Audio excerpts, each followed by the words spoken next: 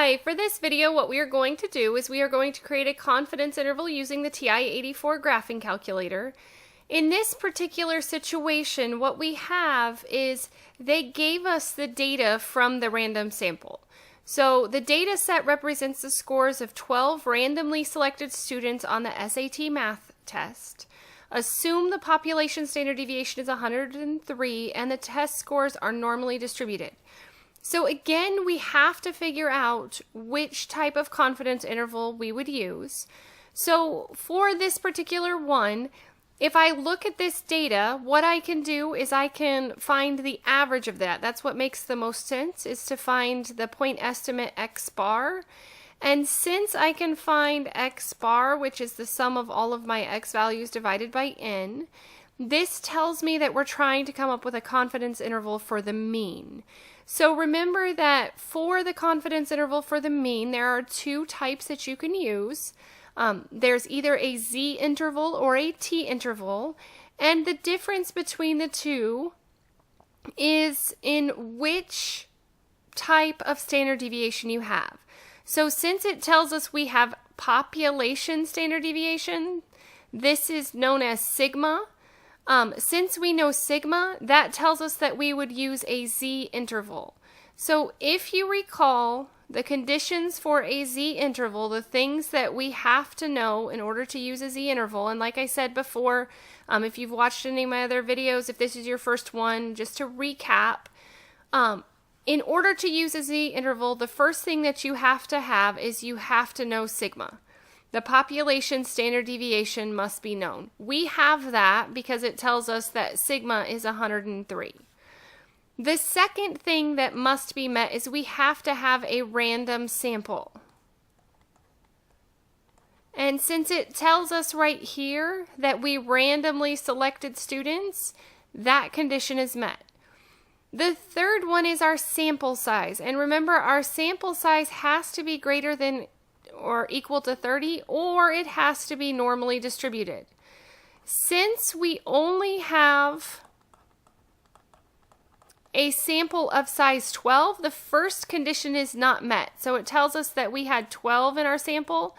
The first condition is not met, but it does tell us later in the problem that this is normally distributed. So all of our conditions are met for the z interval. And there are different interpretations of this depending upon your text. Some textbooks don't even go over the z interval because most of the time we don't know the population standard deviation. So most of the time in the real world we're going to use a t interval. But if you know the population standard deviation, then you would use a z interval. For the formula for this, the formula that we use, depending upon text, this can differ slightly. One textbook that I've taught from has used x bar plus or minus z star, where z star is known as the critical value. This is the z score that corresponds to that level of confidence, times sigma divided by the square root of n. And remember that this is just the sampling error or the sample standard deviation of the sample mean in the central limit theorem. That's where this came from. Or we can also use, depending upon, like I said, the textbook, some textbooks use this formula, x bar minus e, where the population mean is in between this. This is just saying that the population mean is contained between our sample mean minus our error and our sample mean plus our error, where E is calculated by doing ZC times sigma divided by the square root of n. Both of these formulas are identical. This one is just the expanded form. This is more condensed. And Z star and ZC are just different textbook notations for the Z score that correspond to that level of confidence. Remember that the ZC or the Z star can either be found from using a table. So in this one, we are creating a 99%, and I forgot to put that in here on this when I retyped it. We are creating a 99%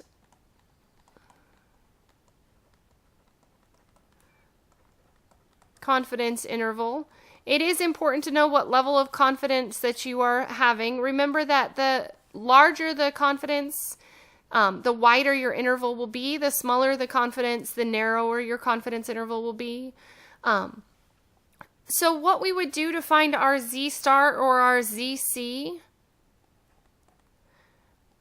is we would look either in, you can go to a normal table. This one happens to be a t-table. I'm using a t-table because at the very bottom it gives us the Z-score. And this one happens to do the confidence level at the bottom. Sometimes they're at the top, it just depends. But we would look for 99% confidence, which is 2.576. So you can use that in a table. The other option is in technology. So you can either get this from a table, and I got it from the t-table, looking at the Z-score at the bottom, because the t-table eventually becomes the Z-table once your sample is an infinite number of things. If you want to use the TI-84 to get this Z-score, then you would do the inverse norm, and you would do 1/2 of 1 minus your level of confidence, comma 0, comma 1. So to do that, that is the other option.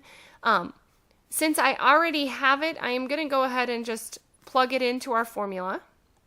So if you are showing work, you would have to do X bar, which we don't have, so we would actually have to calculate this. So if you were doing hand calculations, you would have to go through and do this. I'm going to write down my X bar after I run it in the calculator, because when I run the Z interval in my calculator, it goes ahead and plugs everything into my formula and does all the calculations you see here, as well as calculating the sample mean. So it will give me all of that information. This population standard deviation is 103. The other things that we need to know are our Z star, which I already listed here, and then we need to know our sample size, which is 12. So if you were showing work for this, I can put in most of it, but I will come back and put the X bar in just a second. We would do the plus or minus the 2.576 times the population standard deviation, which is 103, divided by the square root of 12. And we have to find the X bar. Like I said, if you don't have the TI-84, the way that you would find this is just add all of these values together and divide by 12. But our calculator will do all of that for us. So let me go ahead and grab my calculator. Remember that where we put our lists at is always in Stat and Edit. I went ahead and put all of the information in here, but if you needed to put the information in, you would just go to your list and just put in your information and hit Enter.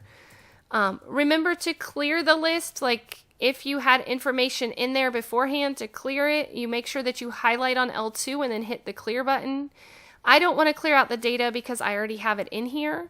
So once you put your data into here, you're going to hit the stat and you're going to go to tests.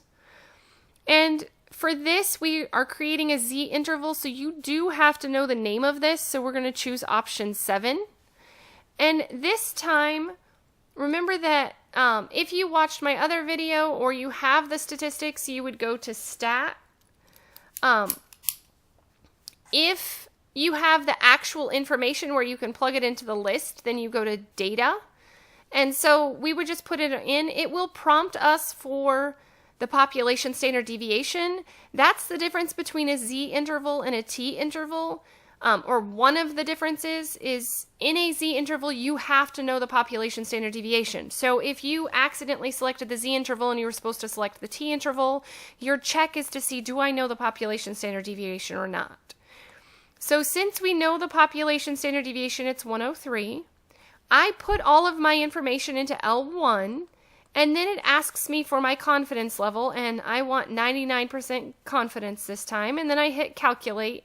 And what it did was it went through and it found the mean of all of those data points as 662.5, and then it did the 662.5 plus or minus, this one would be the minus, this would be the plus, the Z star or the critical value times sigma divided by the square root of n. So it automatically did all of that for us instantaneously. So the X bar is 662.5. And so that's what we would plug in here. So if you needed to show work, this is what you would do. And then we would just write down our confidence interval. Our lower was 585.911, and our upper was 739.089. Now remember to interpret this.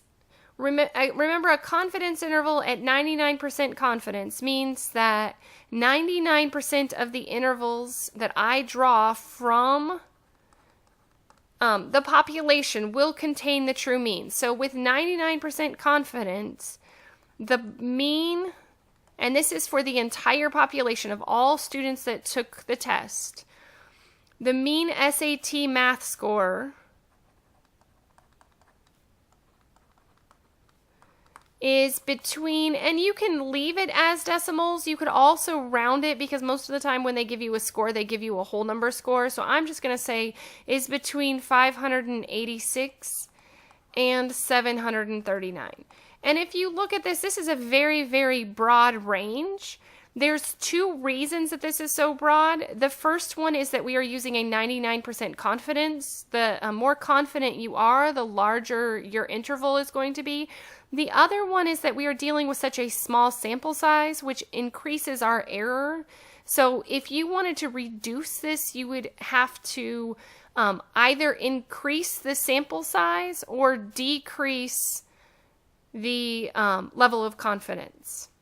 So as a recap, what we did was we found a z-interval because we had a population standard deviation. We plugged the values into our calculator. It gave us the sample mean, and we were able to use our formula to get the values.